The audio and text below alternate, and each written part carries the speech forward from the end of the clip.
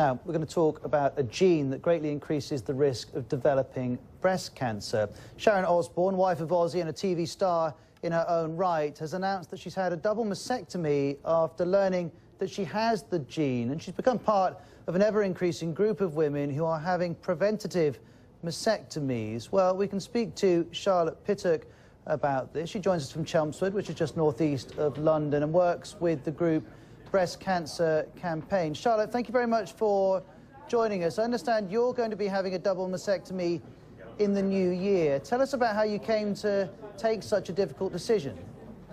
I found out I had the breast cancer 2 gene 4 years ago when I was pregnant with my first child, and I got told the risk of getting breast cancer was 85%.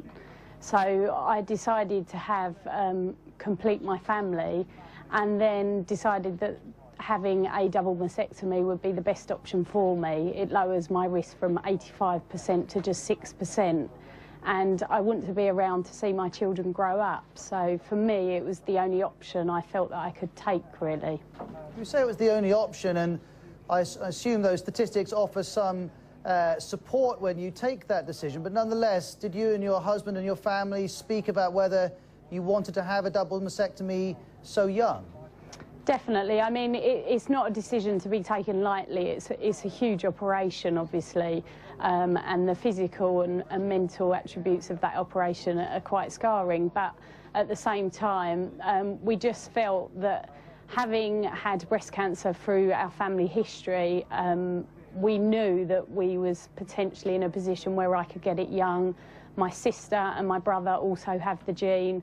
So as a family, we all discussed it and decided that we didn't want to have that risk, and that operation really was the best way for us to go. My sister had her operation 2 years ago, and I'm due to have mine in February. And whilst I'm only 30, I feel like I definitely want to be here for my children. And with this gene, you get it younger, you get it more virulent, and it just feels the best approach for me.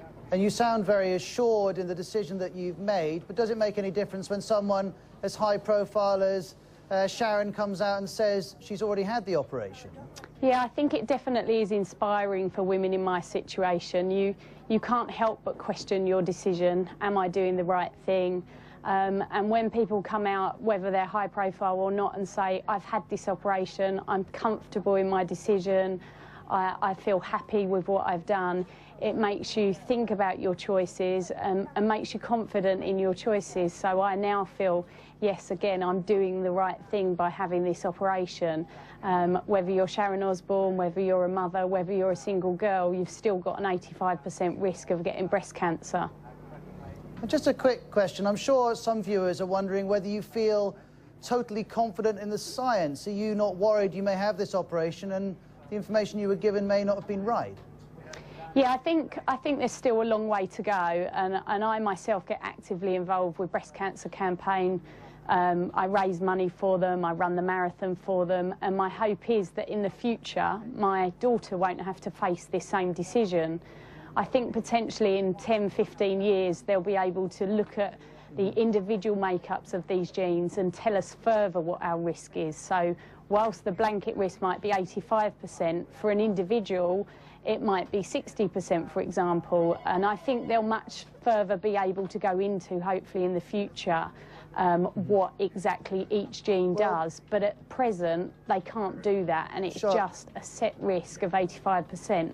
Charlotte, let me jump in here because we're right at the end of the programme, and wish you all the best next year with your operation. That was Charlotte Pittock joining us live from just outside London, and I'll speak to you soon.